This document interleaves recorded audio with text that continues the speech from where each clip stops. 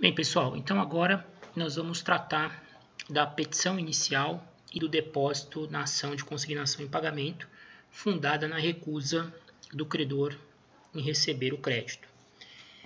Bem, como toda inicial, a da ação consignatória deverá cumprir aqueles requisitos gerais do artigo 319 do CPC. Qualificação das partes, indicação precisa dos fatos e fundamentos jurídicos do pedido, valor da causa, enfim, todos aqueles requisitos genéricos, gerais, melhor dizendo, que vocês já estão cansados aí de saber. É indispensável que o autor, na petição inicial, indique a coisa que está sendo oferecida em depósito ou, no caso do objeto da consignação ser dinheiro, a forma como chegou aquele montante. O mais comum nas ações de consignação em pagamento é que o seu objeto envolva quantia em dinheiro. Se se tratar de consignação envolvendo quantia em dinheiro, é preciso que o autor apresente uma memória especificada do cálculo, da forma como apurou aquele valor que ele entende suficiente para liberá-lo da prestação assumida junto ao credor.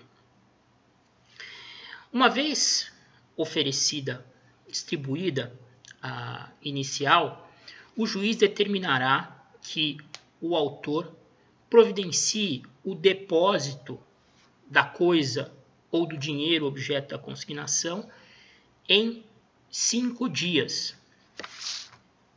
Vejamos o que diz o artigo 542 do Código de Processo Civil. Na petição inicial, o autor requererá o depósito da quantia ou da coisa devida a ser efetivado no prazo de 5 dias contados do deferimento, ressalvada a hipótese do artigo 539, parágrafo 3º. Então, o primeiro despacho que o juiz vai dar na ação, caso, evidentemente, a petição inicial esteja em ordem, será no sentido de deferir o depósito da coisa ou do montante a ser consignado no prazo de 5 dias. Tá? Evidentemente que o devedor, autor da ação, no caso de prestação em dinheiro, ele já poderá até mesmo se adiantar e demonstrar o depósito judicial do valor que entende devido já no mesmo momento da propositura. Então, ele distribui lá a ação eletronicamente e já instrui a inicial com a prova de que fez um depósito judicial naquele determinado valor indicado pela inicial, que ele reputa suficiente à extinção da obrigação.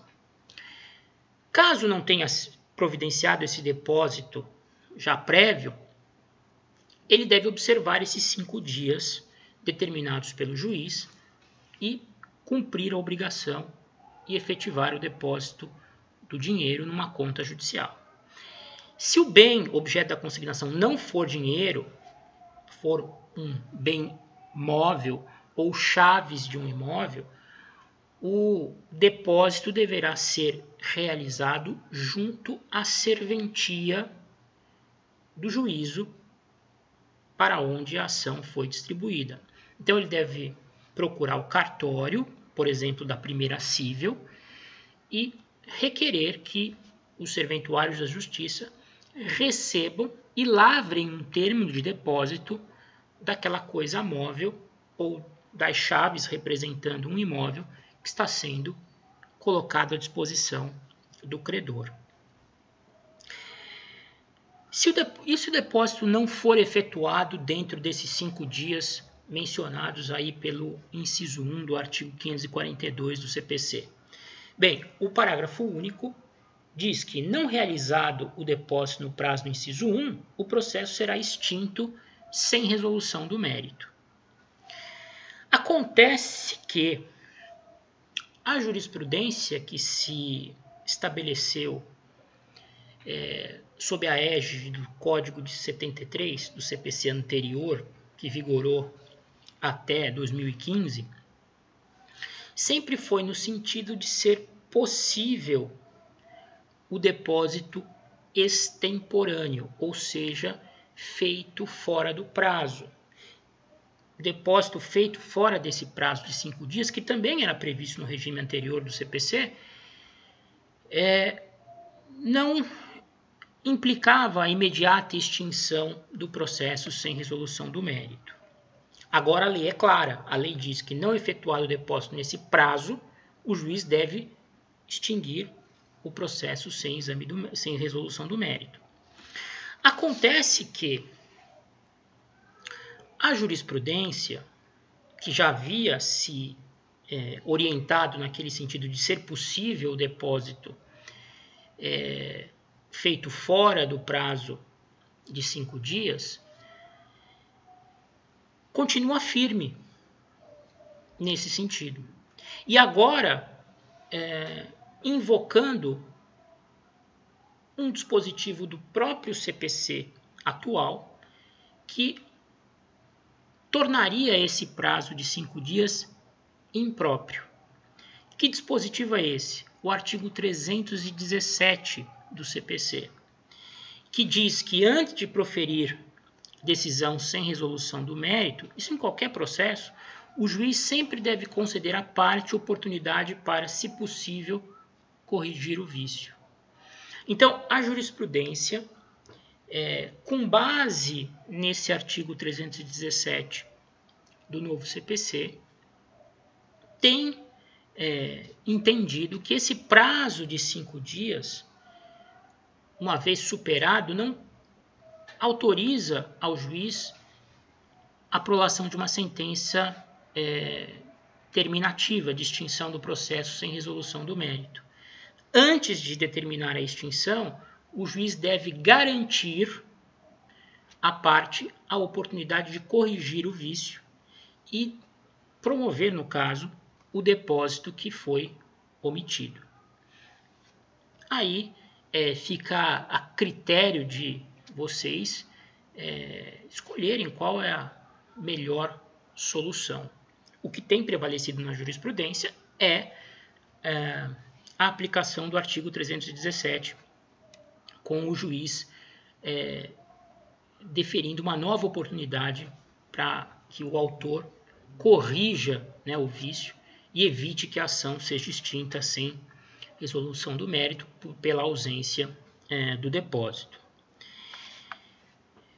Vejam, também é possível que o autor da consignatória já tenha promovido anteriormente o depósito extrajudicial do valor que entende necessário a sua liberação junto ao credor. Nós já tratamos disso na aula anterior, nos vídeos anteriores, né?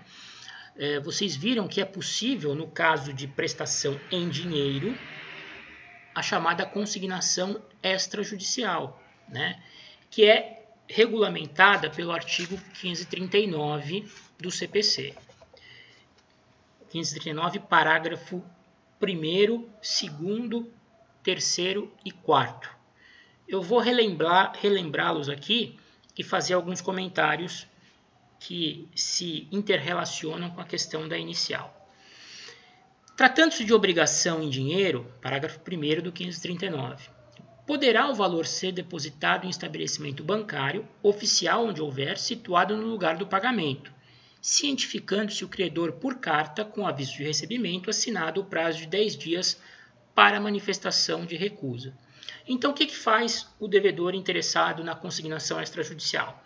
Ele deposita o valor numa instituição bancária no local previsto para o pagamento e envia uma carta com aviso de recebimento endereçada ao credor, indicando que o valor está à sua disposição naquela instituição financeira, tendo o credor 10 dias para manifestar uma eventual recusa em receber aquele valor.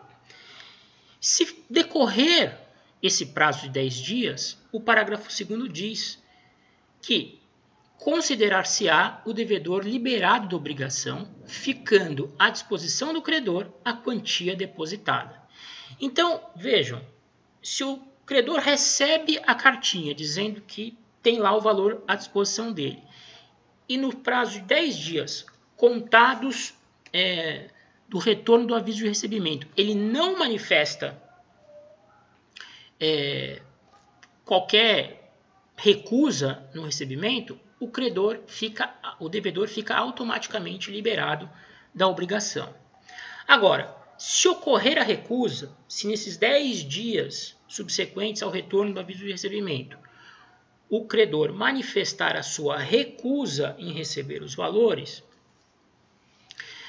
a legislação diz que, o legislador do CPC diz que poderá ser proposta dentro de um mês a ação de consignação, instruindo-se a inicial com a prova do depósito e da recusa. Não proposta a ação no prazo do parágrafo 3º, ficará sem efeito o depósito, podendo levantá-lo o depositante. Então, se houver a recusa manifestada pelo credor, o devedor tem um mês para propor a ação de consignação em pagamento e aproveitar aquele depósito que foi feito inicialmente, extrajudicialmente. Se ajuizar a ação nesse período de um mês, já instruirá a petição inicial com a prova do depósito feito extrajudicialmente. Se ele deixar transcorrer mais de um mês da recusa manifestada pelo credor, esse depósito extrajudicial não pode ser aproveitado. Esse depósito extrajudicial ficará à disposição do próprio devedor para ser levantado e, se porventura depois ele resolver ajuizar a ação de consignação em pagamento, terá que providenciar um novo depósito agora judicial, né? Acrescido eventualmente de encargos moratórios que não incidiram antes por força do depósito anterior que foi cancelado. Então tem essa nuance que vocês devem observar. Se o devedor, autor da ação, já havia tentado o depósito extrajudicial, encontrando resistência do credor em recebê-lo, ajuizando a ação dentro de um mês da recusa, ele poderá aproveitar esse depósito extrajudicial e anexará à petição inicial o comprovante da sua realização. Se deixar transcorrer um mês da recusa, esse depósito extrajudicial não poderá mais ser aproveitado. Ele terá, evidentemente, o direito de levantar a quantia depositada na instituição financeira e terá que promover um novo depósito depois com a inicial da ação de consignação em pagamento, ok? Outra coisa importante, nós vimos também em vídeos anteriores que é possível o credor é possível o devedor ingressar com a ação consignatória mesmo estando em mora. Se estiver em mora, no entanto, ele deve promover o depósito acrescido de todos os encargos moratórios previstos contratualmente. E deve, na petição inicial, naquela memória do cálculo, especificar como é que apurou esses encargos, até para que o credor possa conferir se o depósito está correto ou não. Tudo bem? Bom, seguindo, admite-se também que a petição inicial cumule outros pedidos ao de consignação em pagamento. Atualmente, isso é bastante comum, principalmente naqueles casos que nós tratamos, né, em vídeos anteriores, das consignações em pagamento manejadas por consumidores clientes de instituições financeiras. O sujeito celebra lá um contrato qualquer de mútuo, de financiamento com uma instituição financeira, torna-se devedor e, de repente, ele entende que, ele se aconselhando com um advogado, com um contador, enfim, lendo o contrato mais a miúde, ele entende que na apuração dos valores a serem pagos à instituição financeira, há a inclusão de encargos abusivos, né, inseridos de maneira, às vezes até escamoteada pela instituição financeira, de maneira impositiva, abusiva, através de um contrato de adesão, que ele não pôde discutir as cláusulas. Nesse caso, muitas vezes, o cidadão ingressa com um pedido de revisão contratual acumulado com o de consignação em pagamento, né? Então, ele vai discutir as cláusulas do contrato, ele vai tentar obter o reconhecimento de que alguns encargos previstos lá no contrato são nulos ou são abusivos, e isso repercutirá no valor do próprio débito, no quanto necessário a própria liberação junto ao credor. Se houver esse pedido cumulado de revisão, na inicial, o depósito irá compreender aquilo que o devedor entende como correto, né? Ele vai, evidentemente, na inicial explicar quais os encargos, no entender dele, são abusivos e o quanto que é devido com a exclusão ou com a diminuição desses encargos. Evidentemente que isso vai ocorrer porque o banco seguramente não vai aceitar receber outro valor, senão aquele derivado da aplicação integral das cláusulas do contrato, cláusulas essas que o devedor está discutindo. Então, hoje, nada impede que se faça um pedido cumulado, por exemplo, de revisão contratual ou de reparação de danos junto ao de consignação em pagamento. E a razão é simples. O motivo para se permitir isso é simples. O que torna a ação consignatória, a especialidade do procedimento da ação consignatória, ela reside apenas nessa fase inicial em que se permite a realização do depósito.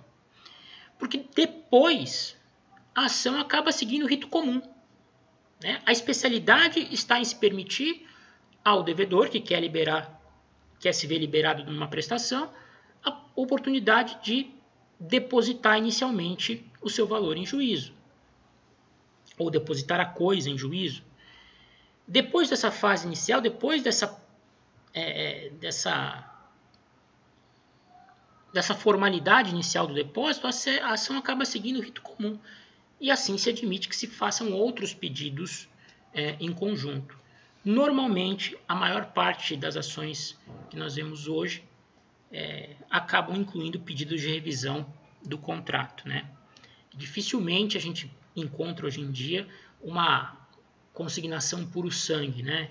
Em que só há recusa do devedor em receber. Normalmente, a recusa advém de alguma controvérsia contratual, de alguma cláusula que o consignante entende indevida, entende abusiva, e ele quer rever a cláusula, rever o contrato e ainda evitar, né, que de repente tenha o nome aí negativado, sofra alguma restrição de crédito sob a alegação de que está inadimplente. Então ele acumula um pedido de consignação em pagamento para evitar os efeitos da mora durante aquele período, né? Ele não poder ser negativado. A instituição financeira não poder alegar que ele não pagou, né? E por isso tomar medidas extrajudiciais restritivas. Bem, prestações sucessivas, né? É possível, e aliás é muito comum, que o objeto da ação consignatória envolva prestações pecuniárias sucessivas, né? Por exemplo, parcelas de um financiamento que o consignante está discutindo algumas cláusulas. Então, autoriza-se que essas prestações sejam depositadas mês a mês conforme foram se vencendo. vejam, nesse caso, o devedor tem que fazer aquele depósito inicial da prestação vencida, e aí, as que forem se vencendo no curso da demanda, ele vai depositando à medida em que forem se vencendo, até o trânsito em julgado, tá certo? Então, nada impede que o depósito envolva prestações sucessivas. Isso é muito comum também nas consignações de aluguéis, né? Quando as consignações em pagamento são feitas em meio a uma ação que envolve discussão de locação, né? Os locativos, né, os aluguéis, eles vão se vencendo mês a mês e, evidentemente, é possível que, havendo alguma discordância, alguma recusa do credor receber, do locador receber os aluguéis, o locatário vá os consignando mês a mês. Também não há problema nenhum. A gente vai falar da consignação de aluguéis mais à frente, no segundo semestre, quando tratarmos das ações fundadas nos contratos de locação. E por fim, para a gente encerrar esse vídeo e depois falar mais a miúde da resposta do réu, da fase decisória, enfim, do processo, o artigo 543 ele traz uma regra muito peculiar àquelas situações em que o devedor quer obter a liberação junto ao credor, porém, a prestação necessária à liberação ostenta natureza indeterminada, cabendo ao credor escolher o que o devedor deverá prestar.